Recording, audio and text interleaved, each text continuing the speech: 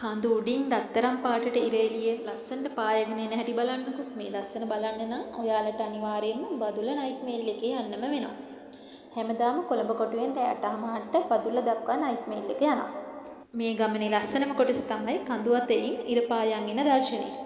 රෑ 8:00ට බදුල්ල දක්වා යන මේ දුම්රිය සාමාන්‍යයෙන් උදේ 5:00 වගේ වෙනකොට ඔහිය ඉදල්ගස් ඉන්න වගේ ලංකාවේ තියෙන ලස්සනම සංචාරක ගමනාන්තයකට ළඟා වෙනවා. ඒ හරියදී තමයි අපිට මේ ඉර පායන් එන දර්ශනය බලන්න පුළුවන්.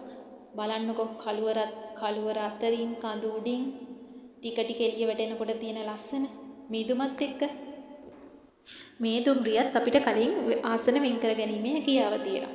අපිත් ආසන බුක් කරලා තමා ගියේ. ඒ වුණාට අපි වැඩිපුර නම් ගියේ දොරේ. බලන්නකො මේ ලස්සන වැඩිපුර බලන්න නම් ඉතින් මේ වගේ අත්දැකීමක් ගන්නම වෙනවා.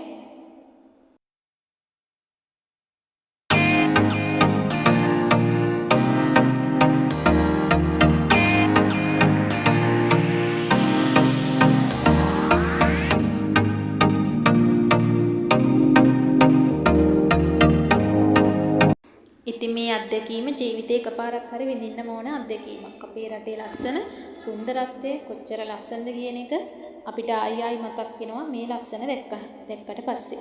ගොඩක් සංචාරකයෝ ලංකාවට එන්නේ මේ ලස්සන බලන්නනේ. ඉතින් ඔයාලා ගිහින් එකපාරක් හරි මේ අත්දැකීම විඳින්න. ඒක ජීවිතේ අමතක වෙන්නේ නැති අමරණීයම මතකයක් වෙයි. අපි ගිහිල්ලා එන්නම්. බයි බයි.